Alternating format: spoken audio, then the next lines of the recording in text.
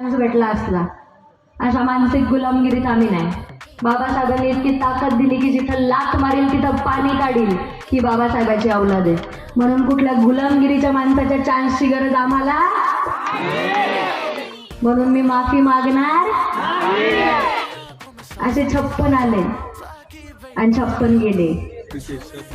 हे मनुवादी विचारधारेच्या लोकांना सांगणं आहे की एकच दिव्य शिंदे बघितली आमच्या समाजातली. अशा हजारो आणि लाखो आहे जे तुमच्या सोन्याच्या अपमानाच्या ताटावरती लाथ मारून घरी येतील आणि म्हणतील चल आमच्या बाबासाहेबांनी आमच्यासाठी सगळं करून ठेवलंय.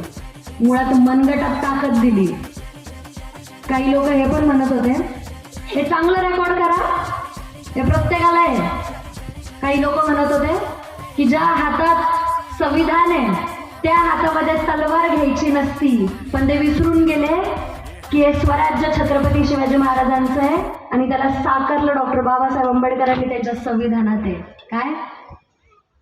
ज्या हाताने तलवार उचलली आणि त्या हाताने स्वराज्य लिहिलं, ते स्वराज्य डॉक्टर बाबासाहेब आंबेडकरांनी स्वतःच्या संविधानात लिहिलं. एका हातात तलवार जरी घेतली आणि एका हातात संविधान जरी घेतलंय, ते संविधान वाचवण्यासाठी ती तलवार आम्ही ठेवली.